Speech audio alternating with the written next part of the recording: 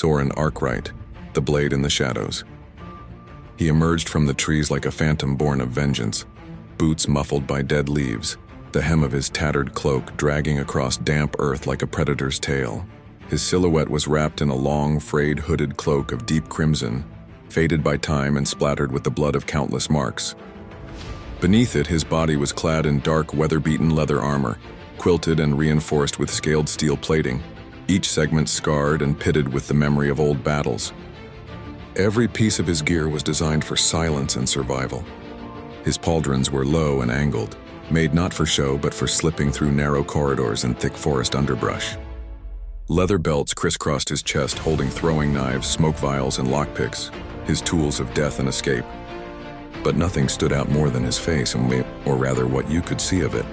Shadowed beneath a heavy hood, his face was pale and angular, cheekbones sharp like the blades he carried. His jaw was strong, his mouth often held in a grim line, and a single jagged scar stretched down the left side of his face. Earned in his first kill, never forgotten. Yet it was his eyes that haunted the night, a brilliant, unnatural green that seemed to glow even in pitch black. They weren't just luminous, they were alive. Swirling with arcane energy, rage, and an eternal cursed fire, they gave away nothing, except to those about to die.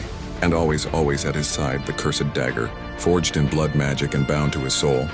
The blade was sleek and wickedly curved, dark metal etched with glowing green runes that pulsed in rhythm with his heartbeat. The hilt was wrapped in blackened leather, worn to the bone, and the edge never dulled. It whispered to him. It remembered every soul it consumed, and it hungered still. Once, long ago, those eyes had belonged to a boy. Taken from his home as a child, Soren was forged into a weapon by a corrupt noble family. They didn't raise him, they reforged him. Trained to kill without hesitation, he became the blade in their shadows, haunting woods and city streets alike.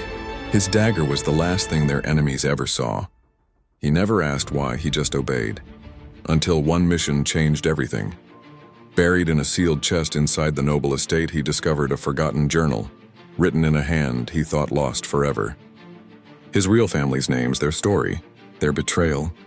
They hadn't abandoned him. They'd been executed, erased, and their killers had worn the same crest he now carried on his armor.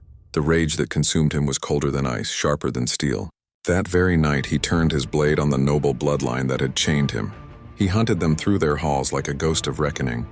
No screams escaped, no mercy was shown, and when it was done, all that remained was a burning estate, and a man with green eyes walking into the fog. But even vengeance leaves a scar deeper than steel. He wandered through storm-split forests and abandoned ruins, seeking purpose while the cursed dagger throbbed at his side. His cloak grew heavier, his armor darker, his gaze colder. The glow in his eyes never faded. It only intensified, burning brighter each time he fought off beasts, bandits, or the temptation to give in completely to the blade's whisper. He was lost until he wasn't. Beneath a blood-stained sky in a clearing carved by fate, Soren met others like him. Shadows knifers, survivors who'd seen too much and bled too long. They didn't recoil from the glow in his eyes. They didn't fear the dagger's curse. They saw the warrior behind the monster. The broken man who still stood. They saw family. Radiant knifing took him in, not as a weapon but as a brother. Since that night, Soren Arkwright has stood as their silent guardian. Their blade in the dark, their vengeance in the trees.